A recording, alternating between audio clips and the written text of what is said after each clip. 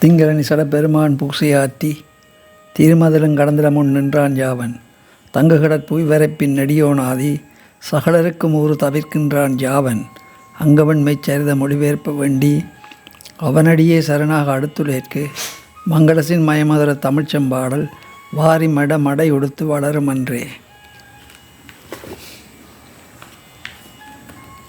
மகோட்கட விநாயகர் அவதாரமும் விளையாடல்களும். சகல செல்வ செழிப்புகளில் நிரம்பிய அங்க தேசத்தில் காத்திரம் என்னும் ஒரு நகரம் உண்டு. அந்நகரில் வேதியர்களில் மிகவும் உயர்ந்தவனாக ரௌத்ரகேது என்றோர் அந்தன் இருந்தான். அழகிலும் கற்பிலும் ரதிக்கு அருந்ததிக்கும் இணையானவளாக இருக்கின்ற மனைவி சாரதை அவளுடைய மனைவியாகும். தம்பதிகள் இருவரும் உடலும் உயிரும் போல மனமொரு இன்பமாக வாழ்ந்தார்கள். அவர்களுக்கு நாடளவில் இரட்டை பிள்ளைகள் பிறந்தனர். அக்குழந்தைகளுக்கு தேவாந்தகன் நராந்தகன் என்று பெயரிட்டு பெற்றோர் அருமை பெருமைகளாக வளர்த்து வந்தார்கள். அவர்களுக்கு உரிய காலத்தில் உபநயனம் நடந்தது. வேத பயிற்சி நடந்து அதில் அவர்கள் தங்கள் தந்தையை விட இன்னும் சிறந்து விளங்கினார்கள். ஒரு சமயம் நாரத மகரிஷி அவ்விடம் வந்தார். அவர் ரௌத்ரகேதுவும் சாரதையும் வரவேற்று உபசரித்தார்கள். தங்களின் குமாரர்களையும் அழைத்து நாரத முனிவரை வணங்கும்படி செய்து சுவாமி இவர்களுக்கு திரண்ட செல்வமும் தீர்க்க ஆயுளும் கிடைக்கும்படியாக ஆசீர்வதிக்க வேண்டும் என்று இறங்கினார்கள். நாரதரும் அப்புத்திரர்களுக்கு பஞ்சாட்சர மந்திரத்தை உபதேசித்து அதை ஜபிக்க வேண்டிய முறைமைகளையும் கூறி அருளி, மைந்தர்களே, இன்று முதல் இம்மகா மந்திரத்தை ஜபித்து வருவீர்களானால் உங்களுக்கு சிவபெருமானின் கிருபையால் இத்தகைய தீங்கும் நேராது, சகல சித்திகளும் கைகூடும். தேவர்களுக்கெல்லாம் உங்களை பணிந்து போற்றுவார்கள் என்று அனுக்கிரகித்து விடைபெற்று சென்றார். உடனே மைந்தர்கள் இருப்பதும் தங்கள் பெற்றோர்களிடம் விடைபெற்று சென்று தவம் புரிய வனத்தை நோக்கி சென்றார்கள். அப்போது ஒரு வனத்தின் நடுவில் ஒரு சோலையும் அச்சோலையின் மத்தியில் ஒரு தடாகமும் அத்தடாகத்தின் அருகில் ஒரு சிவாலயமும் இருப்பதைக் கண்டு அவ்விடமே தவம் செய்வதற்கு சிறந்த இடம் என்று கருதி தவம் புரியலானார்கள். இவ்வாறு 10,000 வருஷ காலம் சூரியனை பார்த்து கொண்டு அவர்கள் இருவதும் அன்னாகாரமின்றி அகோரமாக பெரும் தவம் செய்தார்கள்.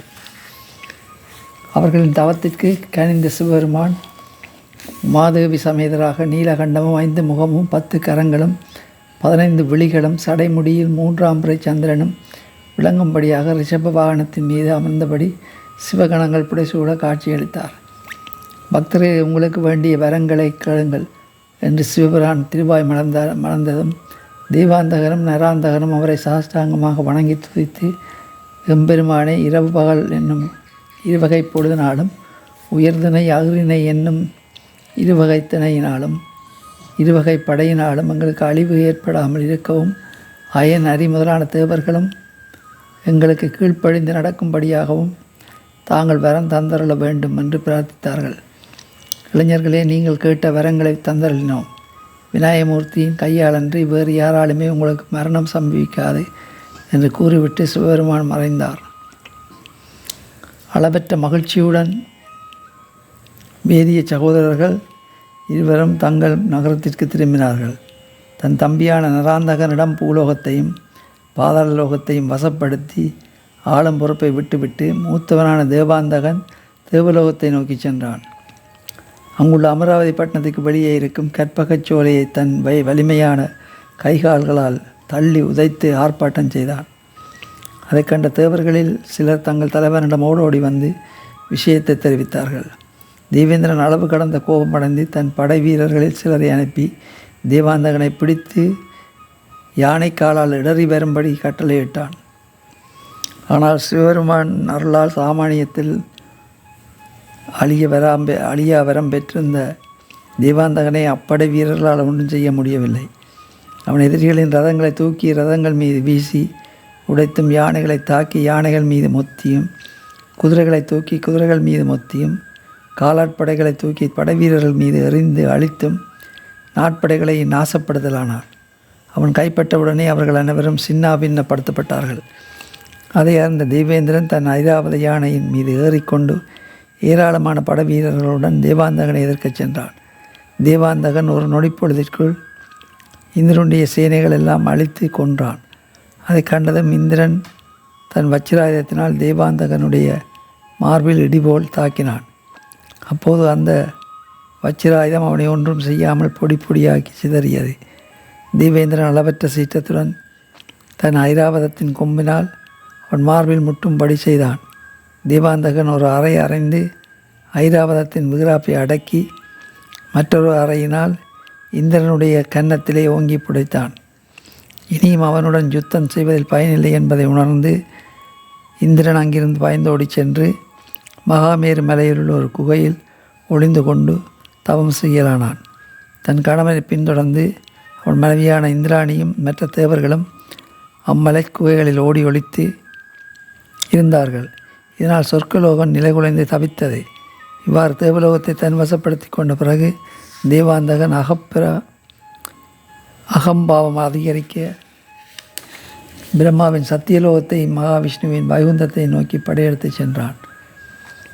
அவனை பற்றியும் சிவபெருமானத்திலிருந்து அவன் பெற்றிருக்கும் வரங்களை பற்றியும் தெரிந்து கொண்ட பிரம்மாவும் விஷ்ணுவும் நாம் அவனோடு எதிர்த்து யுத்தம் செய்வதால் சாதகம் எதுவும் ஏற்பட போவதில்லை என்று தீர்மானித்து கொண்டு அங்கிருந்து ஓடி மறைந்தார்கள். அதனால் அவ்விரண்டு உலகங்களையும் தேவாந்தகன் வெகு எளிதாக கைப்பற்றி கொண்டான். பிறகு அவற்றை ஆளும் பொறுப்பை அரக்கர்களிடம் விட்டுவிட்டு சொர்க்கலோகத்திற்கு வந்து அங்கேயே தங்கியிருந்து அதி உற்சாகமாக வெறியோடு அரசாட்சி செய்து வந்தான். இப்படியாக தேவாந்தகன் சொர்க்கலோகத்தையும் அவன் தம்பியாகிய நராந்தகன் பூலோகத்தையும் பாதாள லோகத்தையும் கைப்பற்றி ஆட்சி செய்து வந்தார்கள். அவர்களின் தந்தையான இரவுத்திரகேது அவர்களுக்கு தன் குலத்தில் பெண்களை மனம் புரிவித்தும் அரக்கர் குலத்தில் பலரை ஆசை நாயகிகளாக்கியும் வைத்தான். அப்பெண்கள் மூலமும் சகோதரர்கள் இருவரும் பல கொடிய புத்திரர்களை பெற்றார்கள். இவ்வாறு அரக்கர் குலம் மேன்மையுற்று தேவர் குலம் நசிந்து போவதைக் கண்ட அசுர மாதாவும் காசிப முனிவரின் பத்தினியான திதி என்பவள் அடங்கா மகிழ்ச்சி அடைந்தாள். ஆனால் தேவமாதாவும் காசிபரின் மற்றொரு பத்தினியுமான அதிதி என்பவள் பெருந்துயரமடைந்தவளாக தன் கணவரான காசிவரை வணங்கி, பிராணநாதா, நம்முடைய புத்திரர்களாகிய இந்திராதி தேவர்களை எல்லாம் தேவாந்தகன் நராந்தகன் என்ற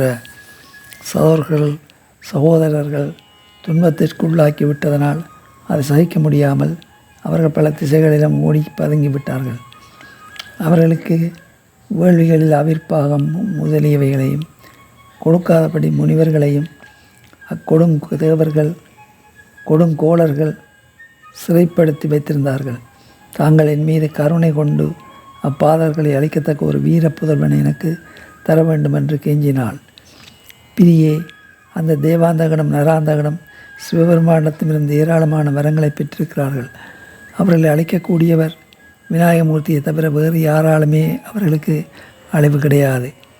அந்த விநாயகரை தியானித்து நீ தவம் செய்தால் உடனே அவர் உனக்கு புத்திரனாக வந்து அவதரிப்பார். அவரால் உள்ள கிடக்கையும் நிறைவேறும் என்றார் காசிபர். பிறகு அவர் பஞ்சாட்சர மந்திரத்தை அதிதிக்கு உபதேசம் செய்து அதை அனுஷ்டிக்கும் முறைகளையும் கூறினார். அவற்றை பக்தியோடு கேட்ட அதிதி தன் கணவரிடம் விடைபெற்று கொண்டு தவம் புரிய வனத்தை நோக்கி சென்றாள். அங்கே விநாயகமூர்த்தியின் பஞ்சாட்சர மந்திரத்தை பக்தி சிரத்தையோடு அனுஷ்டித்து 100 வருஷ காலம் தபத்தில் ஈடுபட்டாள். அவளுடைய தவத்திற்கு இறங்கிய விநாயகர் கோடி சூரிய பிரகாசத்தோடு சிங்க வாகனத்தின் மீது பிரதிஷ்டமானார். அவரை அதிதி பல முறைகள் வலம் வந்து இரு கரங்களையும் கூப்பி வணங்கினாள். பெண்ணே, நீ விரும்பும் வரங்களை கீழ் தருகிறோம் என்றார் விநாயகர். சுவாமி தேவாந்தக நராந்தகர் என்னும் இரு சகோதரர்கள் தேவர்களுக்கும் முனிவர்களுக்கும் பலவிதமான துன்பங்களை கொடுத்து வருகிறார்கள். அவ்விருவரையும் அழித்து மூலகங்களுக்கும் நன்மை பெறும்படியாக தாங்கள் எனக்கு புதல்வராக அவதரிக்க வேண்டும் என்று வேண்டினாள் அதிதி. விநாயகரும் அவளுக்கு அவ்வாறு ஆதரிப்போம் என்று கூறிவிட்டு மறைந்தார். அதன் பிறகு அதிதி மிகுந்த மகிழ்ச்சியுடன் அங்கிருந்து தன் ஆசிரமத்தையும் சென்று நாள்தோறும் விநாயகரை பக்தி சிரத்தையோடு பூஜை செய்து வந்தாள். திங்களணி சடப்பெருமான் பூசையாற்றி திருமதிலும் கடந்திர முன் நின்றான் யாவன். தங்கு கடற்புவி வரப்பின் நடியோனாதி சகலருக்கும் ஊறு தவிர்க்கின்றான் யாவன். அங்கவன் மெச்சரித மொழிபெயர்ப்பு வேண்டி அவனடியே சரணாக அடுத்துடைற்கு மங்களசின் மயமதுர தமிழ்ச்செம்பாடல் வாரிமட மடை உடுத்து வளருமன்றே.